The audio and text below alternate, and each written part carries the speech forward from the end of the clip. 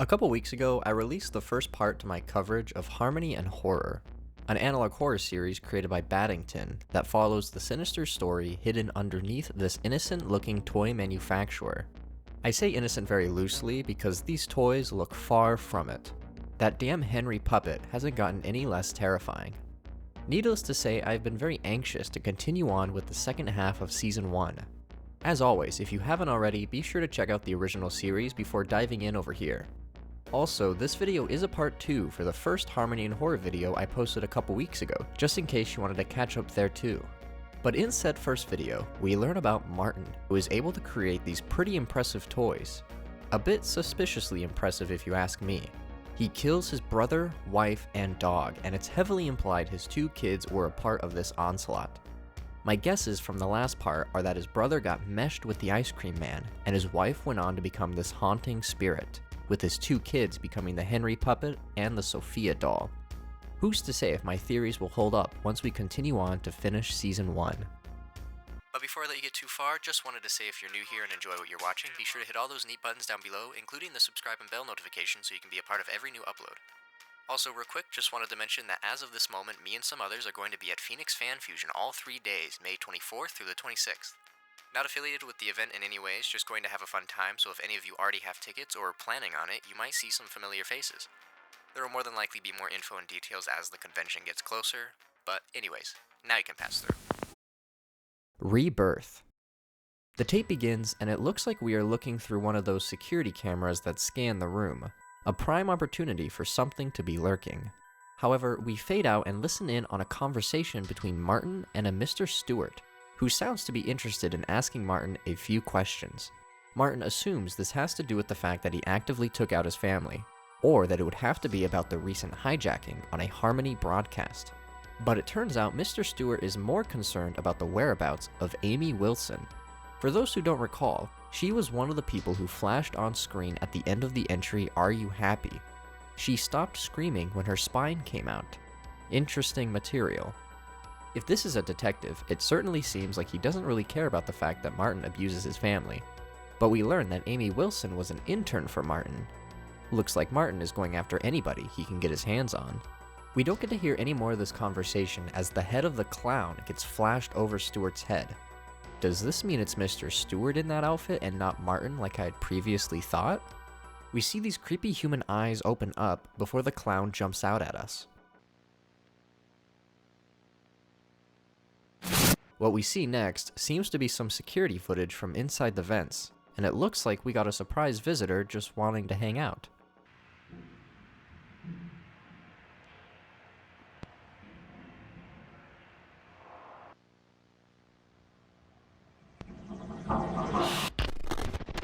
We end up cutting to this scene with that baby doll again, the one with the head split open in the previous entries.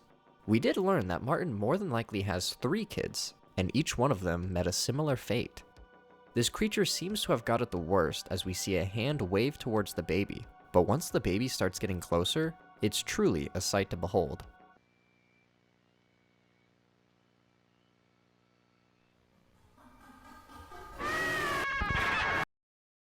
We're back on the baby monitor, and after a bit of moving back and forth, our good friend Bonzo has come to pay a visit. He walks over to the crib, and we can see a baby laying tucked away. With the closed captions on, we can hear what Bonzo has to say. "I'm sorry, Ava. I have to be a good boy. I don't know you that much, but I know you feed me treats, you pet me, you love me, Ava. I'm so sorry, little one." Then just like with Sophia, we are presented with 2 options. Kill or don't kill. Let's get a little mischievous and do some killing first. Kill. We start where we left off, hovering over the crib, before we are met with Bonzo standing in the void. We see a close-up of Bonzo, more than likely looking down at what he'd done. And there we see the result. Bonzo was the cause of the split head for who we now know as Ava. What a truly tragic moment, as it seems Bonzo did not want to take any part of this, but feels they must. We then get text on the screen that appears to be communicating to Bonzo. "You did it. You listened to me. You obeyed me. You're loyal. You're faithful. You're just what he said you'd be. You're a monster. And the best part is, I didn't do it. You did. It's all your fault." We then see as the clown fades into view as we hear a sinister laugh in the back. The identity of this clown is an absolute mystery to me at this point. Perhaps it is just the evil spirit that Martin made contact with to conjure up his lifelike toys. If that theory is still valid, that is. But let's see what happens when we don't kill.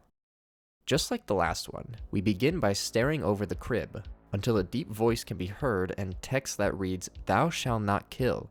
We cut back to the baby monitor that pans around, and it looks like someone is not very happy about his lack of killing.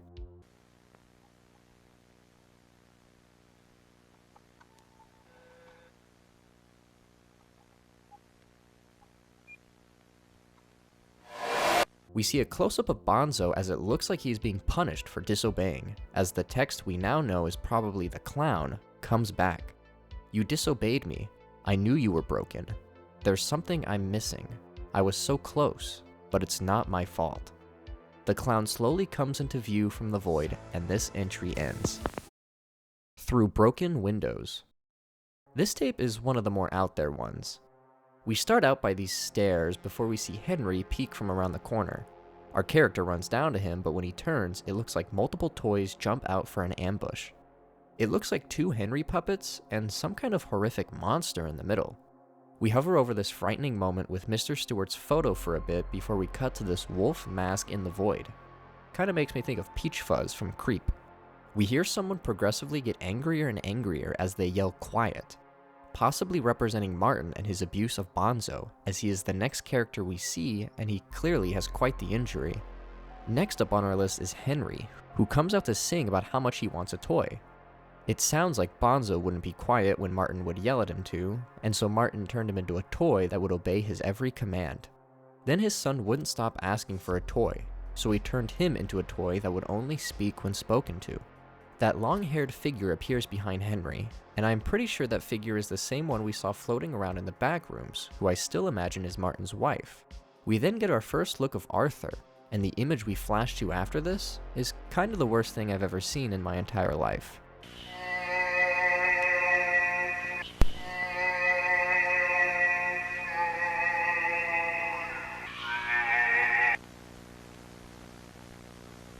Arthur doesn't leave without making another very threatening statement. Have you ever had a dream?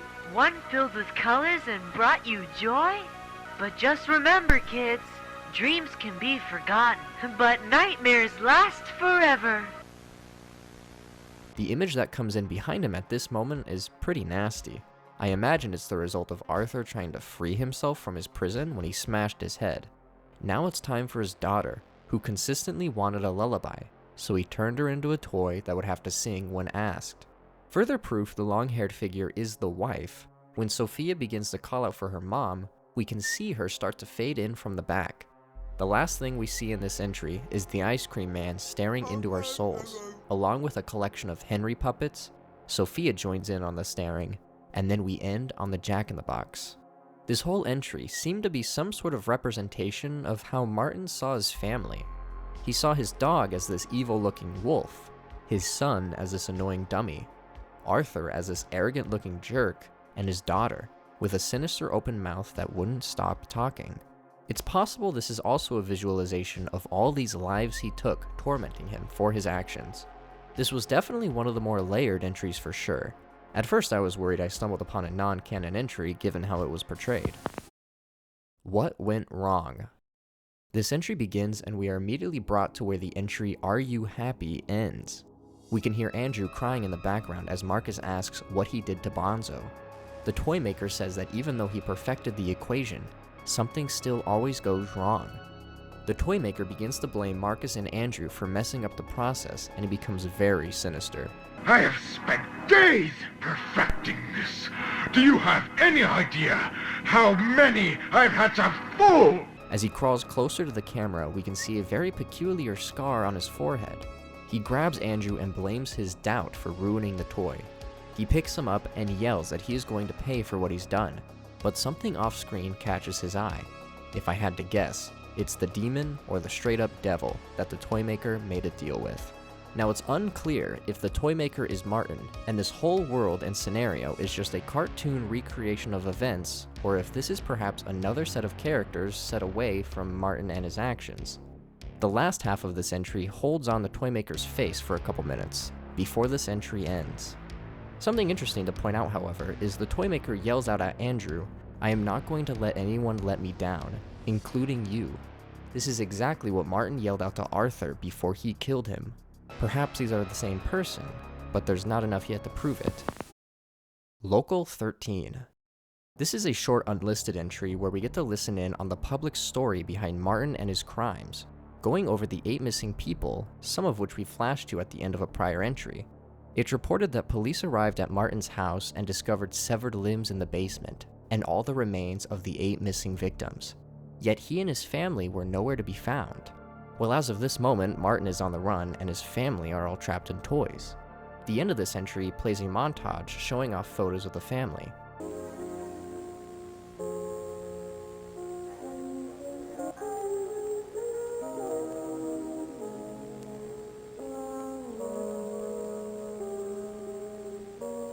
What an interesting perspective, as we don't really get to hear a whole lot about the 8 missing people and why Martin would kill them. Was it all just a part of his experimentation with toy making? They are inside the building. This entry appears to be an employee instructional tape for the M&A Harmony Toys Night Patrol. We learn that each employee is equipped with a camera, like shown in the very first entry. We are also being moved to a new location, and it's said that if any toys go missing, find it. And if a toy moves, don't look away from it. And if a toy starts to sing, cover your ears. These are some pretty interesting rules, I must say. Before we cut away, we are met with a brief frame of our clown. Then it's on to our patrol. Once on duty, it appears our employee has an encounter with Henry, and when he turns to look at what is next to him, we see that weird blob-looking creature. I actually think this might be the Ice Cream Man in his final form. Our employee runs off and finds a place to hide, but Henry is able to find him. And let me tell you, I don't think I've ever seen a more sane decision made in a horror piece ever.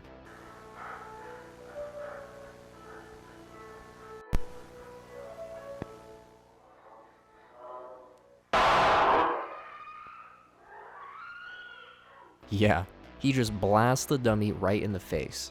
Absolutely spectacular. Hello, Martin. This entry actually gives us quite an interesting reveal. If you remember in the entry Don't Cry, we cut to a moment where it sounds like Martin is talking to his daughter Macy after he transforms her into Sophia, and it's thought that Sophia is the one who then kills or heavily injures Martin. But this entry shows us that the event went a little differently. What are you doing? What's wrong with you? You got cotton in your ears? No. No. Turns out it was the Ice Cream Man who came out of his room and attacked Martin. Sounds like some good old-fashioned vengeance to me. 1, 2, 3, count with me. The majority of this entry seems to be a segment from an unused TV episode starring the famous Ice Cream Man. Just your average kids' TV where we learn how to count. Everything goes pretty normal for the most part, other than the occasional audio cutout until we get to the end of our counting lesson. We don't even get to count to 10 because that's when our whole screen gets taken over and it looks like we are in the back of a delivery truck where we can see a handful of boxes. Our next scene goes on to count to 10 yet again, except there is a Henry doll for each number.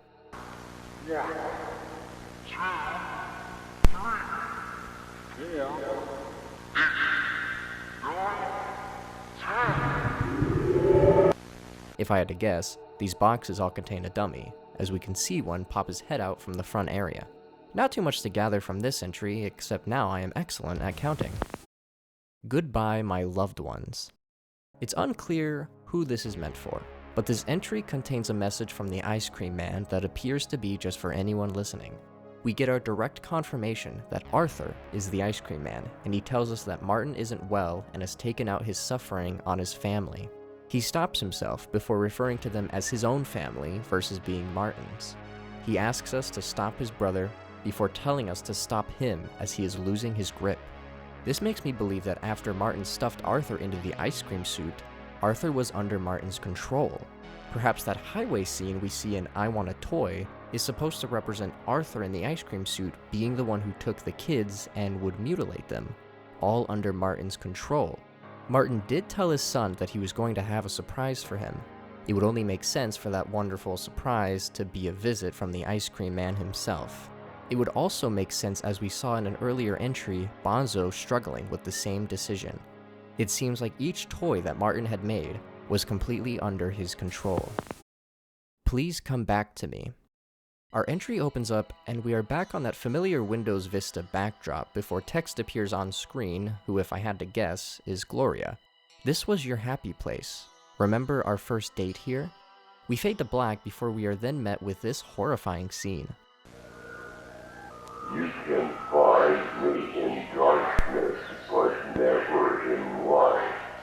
In the darkest of places, I hide in plain sight. What am I?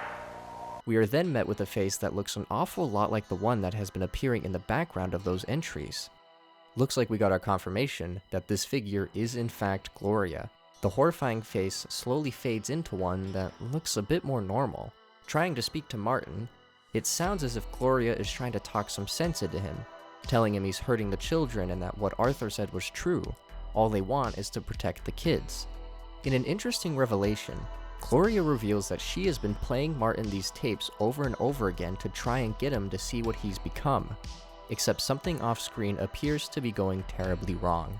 Gloria's face starts to shift back into that frightened stare, as cracks begin to form around her as she pleads Martin to stop. Has all this that we have been watching been through Martin's eyes, as Gloria presents to us the horrific monster that Martin has turned himself into? It would explain all the times we cut back to just the face of the clown, if it is indeed Martin, just a reflection of him watching the screen as these tapes get played to him. The last entry for Season 1 is called That's All Folks, and appears to be possibly a tease as to what Season 2 was going to have in store. What a truly fascinating analog horror series to check out. I was really caught off guard with how well everything was animated and how the story was told to us.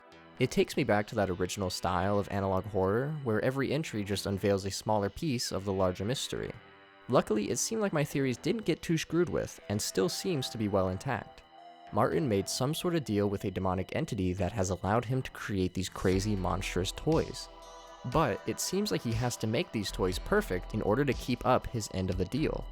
We see the consequence of not holding up your side of the deal with what happens to the toy maker.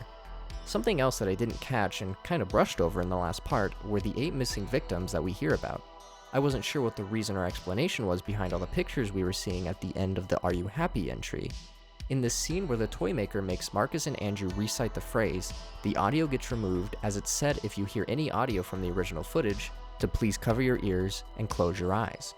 I am amazed I didn't piece it together until now that the people shown at the end are the victims who heard the original audio. Amy Wilson screamed until her spine came out somehow.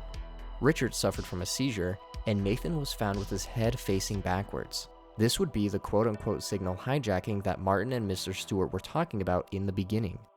Overall, the level of detail and mystery in this series has been top-notch and leaves me continually wanting to learn more, even though the ending of this season would still work as a series finale in my eyes. Just the right amount of info was revealed, and just the right amount was left to ambiguity. I am not sure if Season 2 is continuing or if it was cancelled, but I will still probably make a video covering the 2 available videos in that playlist.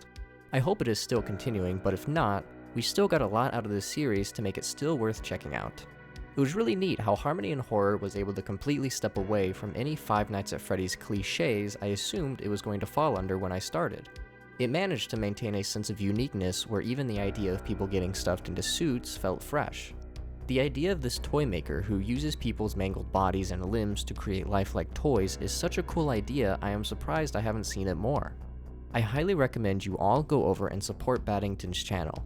He's got quite the following, and it even looks like Season 1 has been getting remastered entries, so I may just have to check it out. As always, if you made it all the way to the end of this video, I thank you for watching, and be sure to hit all those neat buttons down below. But if you'll excuse me, I have some contracts, toy making classes to attend to.